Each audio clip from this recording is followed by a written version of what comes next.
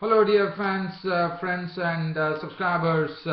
Welcome to the cricket show, the cricket happening show with your host Ram today. Well, in this cricket show we are going to have a lot of cricket. One is we are going to have a look at the final one day international of the series, which finished in a Sri Lankan victory, and I thought it was only fitting that actually Sri Lanka won against England. So Sri Lanka definitely beating England, really, I would say it was a sort of a really convincing one-day series win for Sri Lanka, as Sri Lanka went on to actually defeat England by 87 runs in the final one-day international. That's the seventh one-day international. As you know, it was the last time, as I said, it was a very significant match for both Kumar Sangakkara and Mahela Jayawardene. It was only fitting that the match ended in a score line which said James Treadwell caught by Sangakkara off the bowling of Mahela Jayawardene, and that was what the match actually that was what actually brought an end to the match. And as I thought that was a fitting way to say goodbye to Kumar Sangakkara and Mahela Jayawardene. As I said, they definitely would play in the World Cup, but in front of the Sri Lankan home crowd, one would not see this pair in action now. Never ever the Sri Lankan crowd will get an opportunity to see Kumar Sangakkara and Mahela Jayawardene playing together. So that's the end of it. So the match came to a very fitting end, one could say. And as far as I'll be talking about that, and then there are a lot of matches happening, dear friends and subscribers. We have the India-Australia match starting today, later in the day. That is India-Australia playing at the Gabba at a real green top, a lively pitch. That is one thing which is going to be starting at the Gabba in Brisbane. And then the Sri Lankan West Indies Test series is going to kick off when Sri Lanka would be taking on West Indies in the first Test match at Centurion.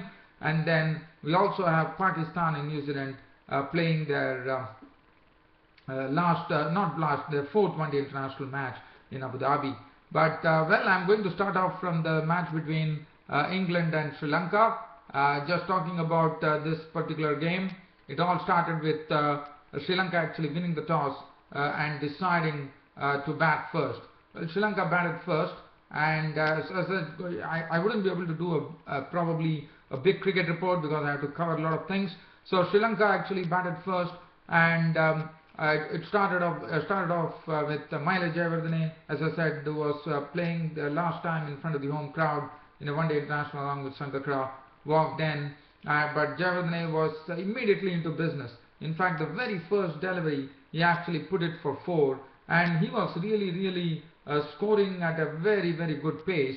And Mahela Jayawardene, when he had contributed 28 of 22 balls with 5 fours, his wicket fell. In fact, Dilshan and Jayawardene were going well. They had added 8 overs, they had added 55 runs, as Mahela Jayawardene succumbed to Gurney for 28. He was out in the deep as Vokes taking the catch. He was gone for 28 of 22 balls with 5 fours. So that was the first wicket to go. After that, Sangakkara came in amidst a lot of in fact, Mahela Jayawardene in his knock, what we saw was the first ball was hit for 4, and then Harry Gurney's short pitch bowling was sent for boundaries too.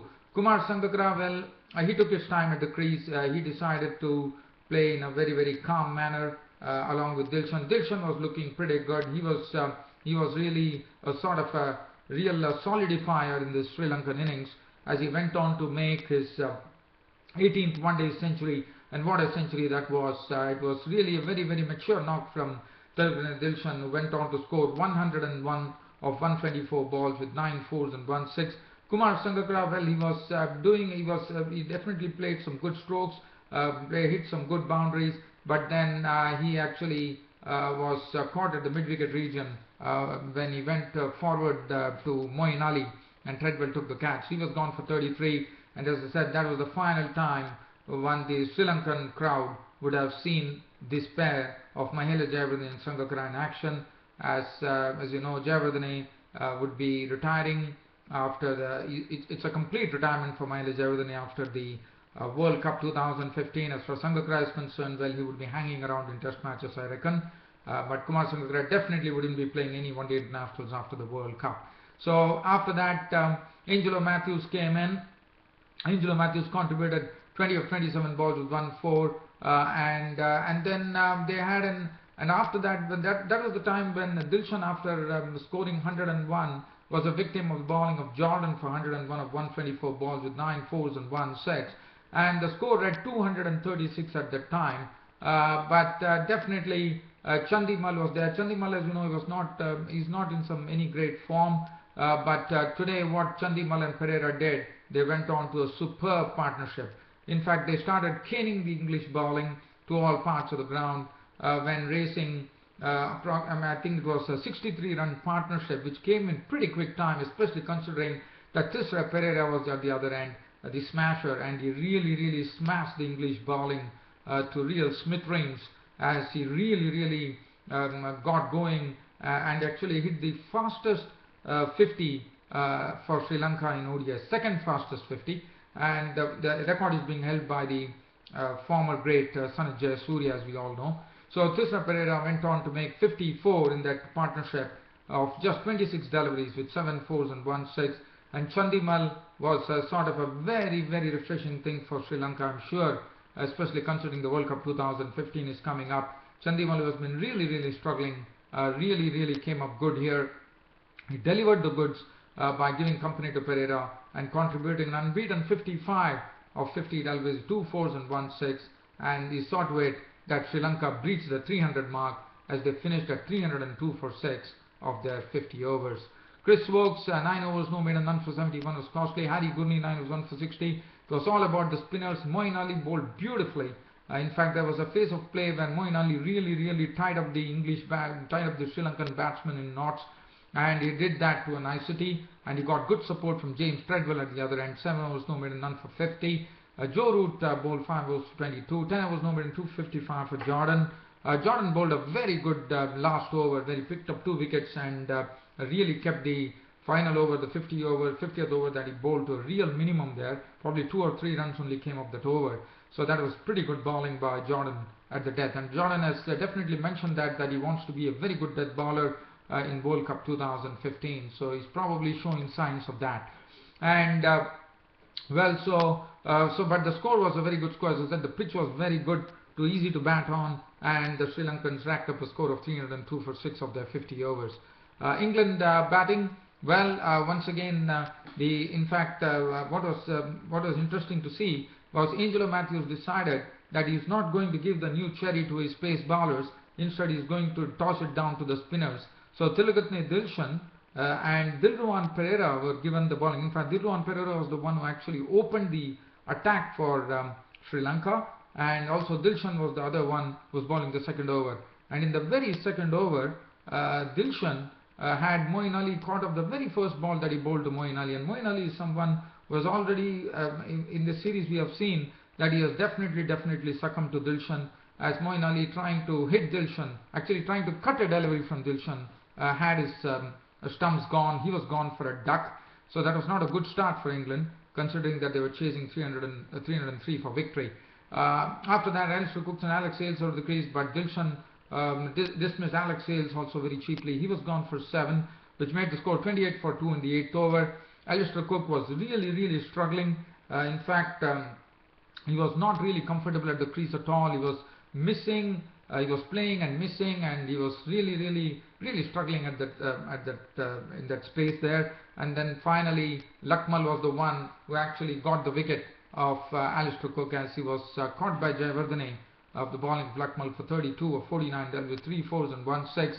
And after that, it was left to Joe Root. Joe Root was the sole survivor, in the sense he was the one who really did it well. Other than that, they lost James Taylor pretty quickly. Kot Sangakkara bowled Lakmal for 2. Morgan was LBW, bowled Dilshan for 4. So he and Alistair Cook has been total failures as far as this series is concerned. And I think it is a lot of things to read on, because this is not a 5-match one-day international series. It is a 7-match one-day international series. And I thought Alistair Cook and Morgan have been total failures in this particular one-day series, unfortunately. Morgan was dismissed for 4 to the bowling of Dilshan, and then Josh Butler came in. Well, he could only make 23 of 23 balls with 2 4s, but Joe Root was staying there, and he was trying to see whether he could get a partner with whom he could combine and try to get to that score? Well, he definitely got a partner in the form of Chris Wokes, the all-rounder, who contributed in good measure. He made 34 of 37 balls with 2 fours. So that was a good partnership which took the score from 126 to 192. So it was a good little partnership which ensued between Joe Root and Chris Wokes. But well, Chris Wokes couldn't take it further as he was gone. He was out for 34 to the bowling of Dilruwan Pereira of 37 balls with 2 fours. Joe Root was still there, but then once Chris Wokes was gone, in fact Joe Root also couldn't resist the temptation, because he also had to go for the runs. Otherwise the run rate was really climbing. It was probably reaching the 10 mark, almost 10. So that's the time Joe Root also fell, but not before making a very well made 80 of 99 dealt with 5 fours as Prasanna actually trapped him LBW. Jordan was out to Prasanna for Doug, he was LBW. Treadwell was out for 17. Now this was the time the 9th wicket was gone with the score on 193, and then the Sri Lankan captain Angelo Matthews decided to toss the ball to Mahela Jayawardene, who was playing his last match along with his partner. And what a fitting end to this England innings, in the sense it was, as I said, James Treadwell actually missed the ball from Jayawardene, and Jayawardene's partner Kumar Sangakkara, who was standing behind the stumps, actually stumped him. And what an end to this match. England were out for 215, but what was the main thing, as I said, the fitting end was that Kumar Sangakkara and Jayawardene, who would never be playing together in front of the Sri Lankan home crowd again, really gave a fitting end when they actually got that, when Jayawardene had Treadwell stumped, which brought an innings to a finish. So 215 all out, so Sri Lanka winning the match by 87 runs, and then Sri Lankan skipper Mahela Jayawardene and Kumar Sangakkara doing a lap of honor, going all the way into the Premadasa. As I said, the Premadasa Stadium, Colombo, was absolutely chock-a-block today. It was absolutely full with excitement, a lot of spectators, a lot of drum beating, and it was really fever pitch. Excitement was at fever pitch today. So 215 all out. Looking at the bowling as far as the Sri Lankans were concerned, looking at the bowling, Pereira 9 overs 1 for 53. Dilshan was the man of the match, not only for making his century, but also getting 3 wickets for 37 of 10 overs. Very economical bowling. In fact, Dilshan went on to take not only the man of the match, he also picked up the player of the series, and Sri Lanka won the 7-match series 5-2. Lucknow 8 overs 1 minute 2 for 25, bowled excellently. Pereira 3 overs 1 for 22. Angelo Matthews 2 overs for 3 runs. Sekugge Prasanna 8 overs 3 for 35, also bowled very well. Mendes 4 overs for 28, and Jayawardene bowling 1.5 overs, no maiden, 1 for 5, bringing a fitting end to this 7th one-day international match between England and Sri Lanka. As I said, Sri Lanka winning the 7-match series 5-2. So from here, I'm going to go on to the match between Australia and India.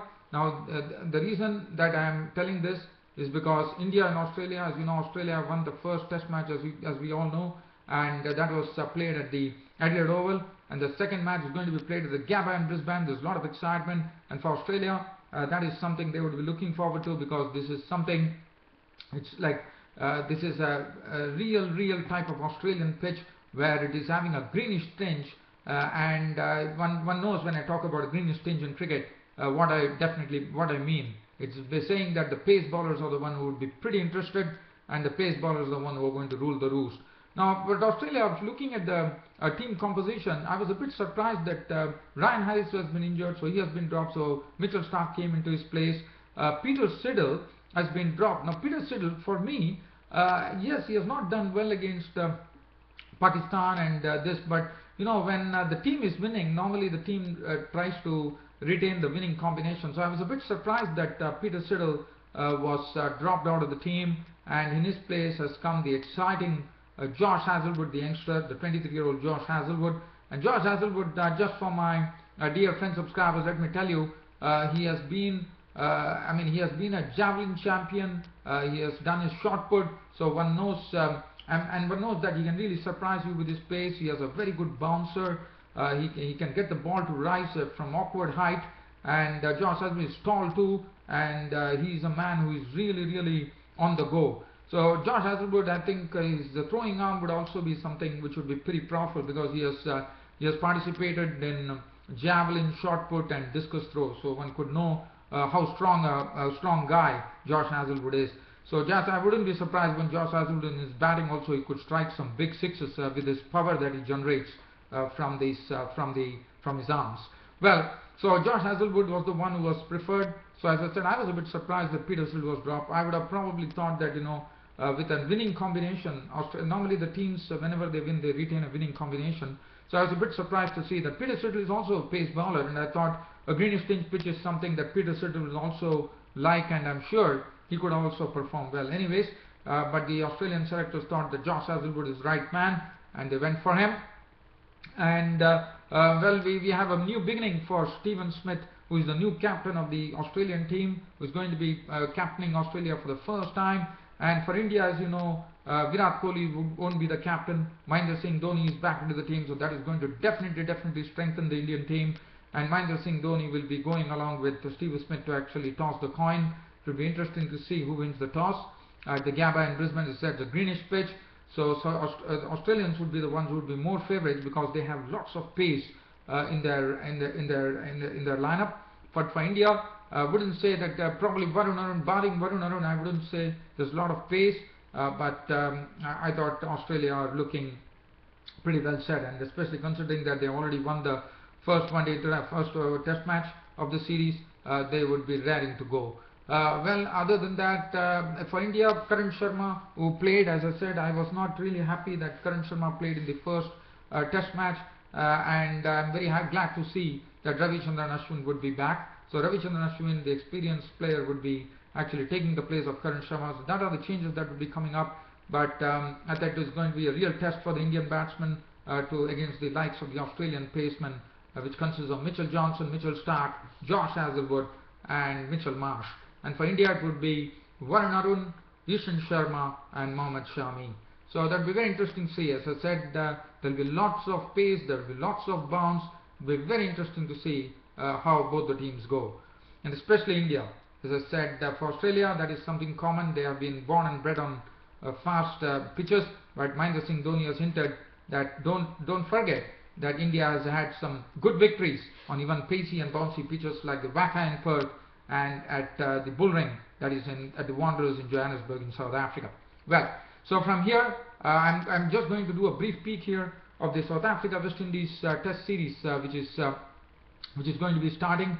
And one thing that I would like to say here is that for West Indies, I thought they're really crippled. They don't have Chris Gayle, they don't have Darren Bravo, there's no Dwayne Bravo. So I'm really crippled. So West Indies are looking a bit inexperienced. And Shivnarine Chanderpaul, the series would be something which would be a great series for him. The reason being, if Shivnarine Chanderpaul could score 229 runs in this Test series against South Africa, he would be the highest scorer of runs in West Indies. He would be surpassing the great Brian Charles Lara as aggregate. So that would be interesting to see whether Shivnarine Chanderpaul can become the highest scorer of runs in West Indian cricket. Well, so that is one thing that we've seen. As I said, West Indies are lacking experience here. So I think I feel South Africa are looking firm favourites, especially considering the match is going to be played at Centurion, fast pitches. They do have the pace bowlers, and South Africa are at full strength. Vernon Philander, Dale Steyn, Morne Morkel, they are at absolutely full pitch. Steyn van Zyl, who is a very talented player, would probably be making his test debut tomorrow at the Centurion. And also it will be interesting to see that Graham Smith, who is no longer playing for South Africa, and this is the first time that without Graham Smith, South Africa will be playing at home. That will be Alra Peterson and Dean Elgar will be opening the innings. Du Plessis, Hashim Amla would be captaining the side. De Villiers with this great experience, and it would be interesting to see whether both the teams are going to go with at least one spinner.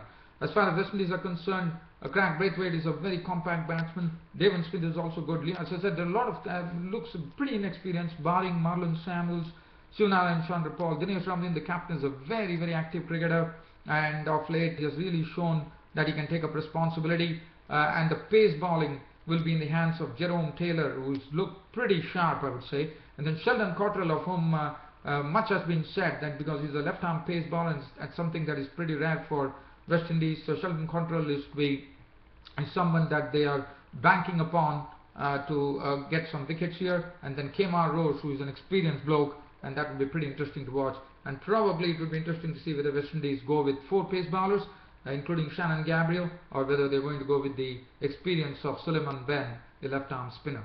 And also, just before I leave, last but not the least, there's also one more match coming up, and that will be the 4th One Day International between Pakistan and New Zealand, which is going to be played in Abu Dhabi. And as you know, for New Zealand, they have to, it is a must-win match for them, because if tomorrow New Zealand actually lose the match, already Pakistan are 2-1, Pakistan would definitely be winning the series because they would be going 3-1. But if New Zealand can actually win the match tomorrow, they would be leveling the series at 2-2. So it is going to be pretty interesting to watch what really comes up here in Abu Dhabi.